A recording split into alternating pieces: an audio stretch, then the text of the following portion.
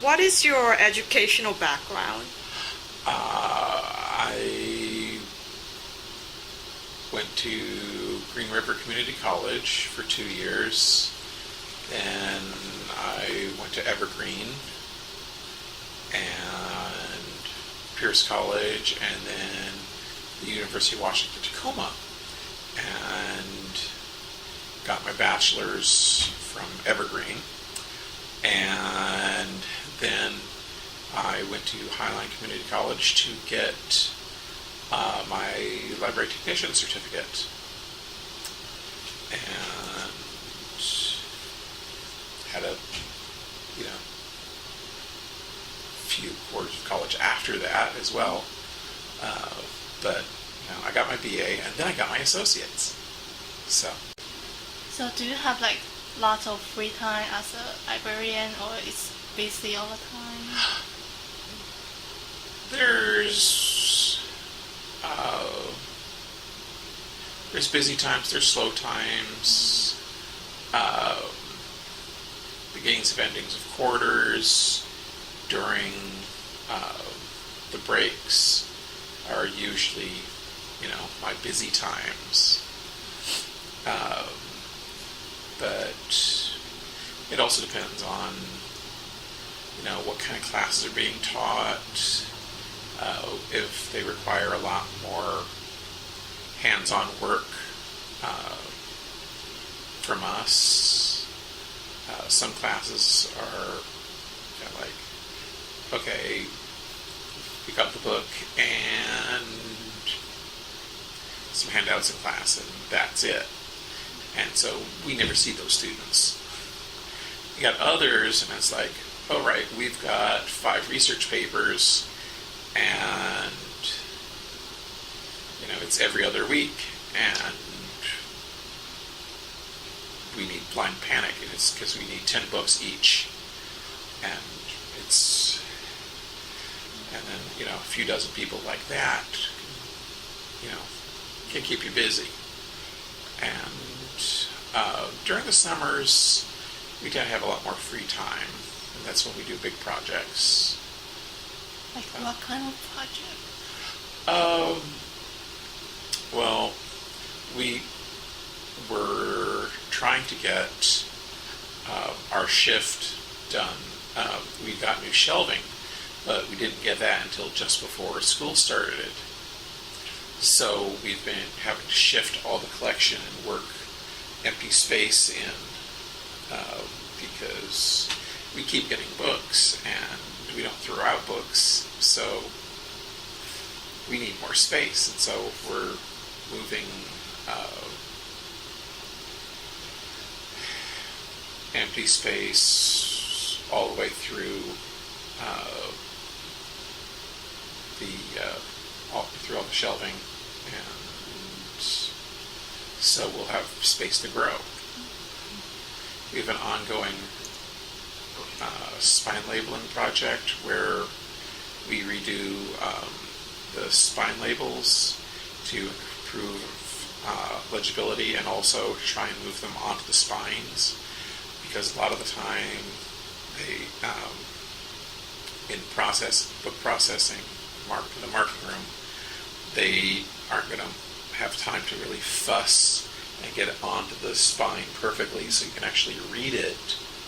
And so we're trying to fix that. And a lot of the labels are really old, and they don't have label protectors to cover them, so they get dirty and hard to read. So we kind of go through and try and put new ones on, and get the label protectors on there, so it's easier for people to find things, and it's easier for us as far as checking the collection to make sure everything's in order, instead of having to pull out all these little books. It's just kind of like, I get bored. I see. And How about, do you have like anything you like to do in your own free time besides working around? Our free time, I like to read manga. Yeah, we Us like too. to. Yeah. Yeah. So it's nice when we get the bound volumes of things like, this is one of my favorite series, The Wandering Sun. Sort of sold.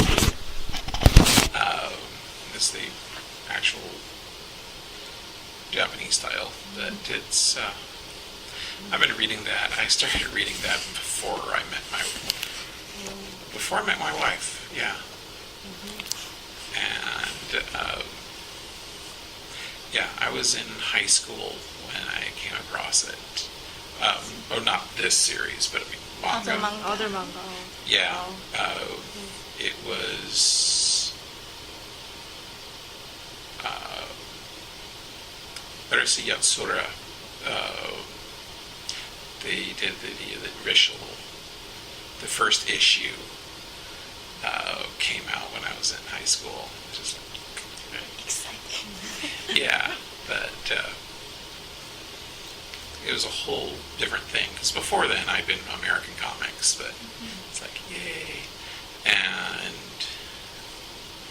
then once I found out, the internet allows you to get comics online. Ooh.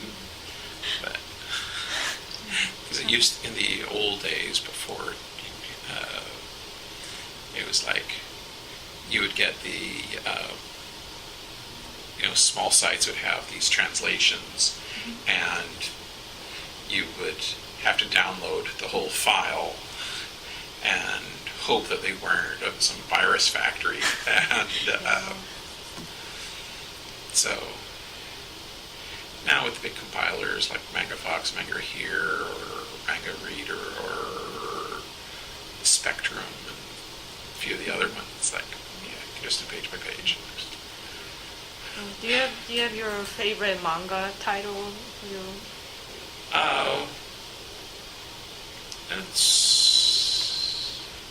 I think it's the Order Sokuko is probably my favorite.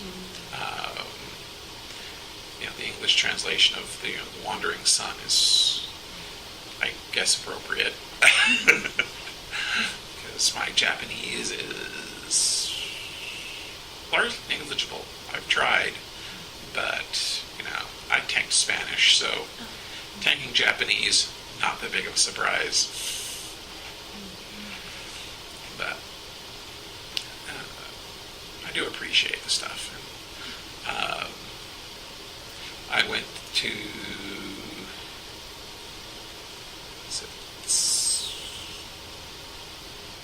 7 of the first 8 Sakura Cons. I went there too. Yeah, back when I got there when they were at the DoubleTree, and then in the SIGTEC airport, right? Well, I believe, they ended up at SeaTech by the airport. Yeah. That came later. Yeah. They did the DoubleTree for a few years. Then they went to some place. It was up in Helton.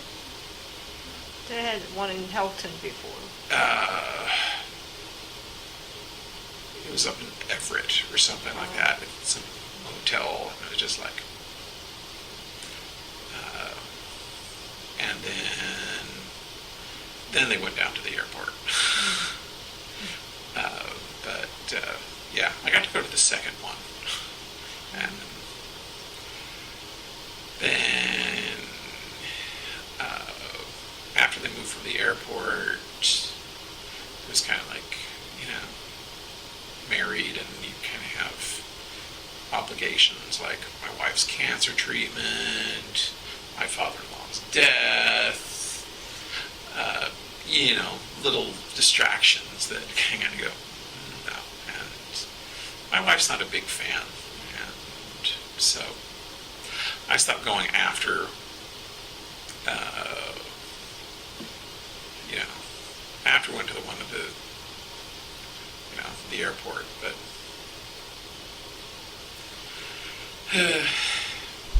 that's life. inside. So I was edging up into the creepy old guy category as far as going to the events. So How old are you? I am 43. Will be 44 this year. Much younger than my parents, so. Yeah, but you're still younger than my daughter. She's 32. Because I married her. I'm her stepfather. So it works out. But odd little family fact is the fact that my wife, myself, and my daughter are all born in the year of the monkey. Oh, really? Yeah. Year of monkey. Yeah. Yeah, I'm year of sheep. And isn't this year dragon? Yeah, this is year Yeah. of dragon.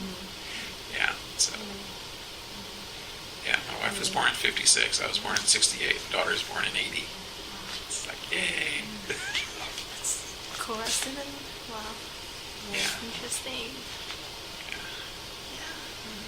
Yeah, I think that's about it. Okay, thank you for interviewing. Yeah, thank you All so right. much. No problem. And this is the postcard we made in our class. It said, and thank you. Thank you. For you. Great. Thank you very much. Thank you.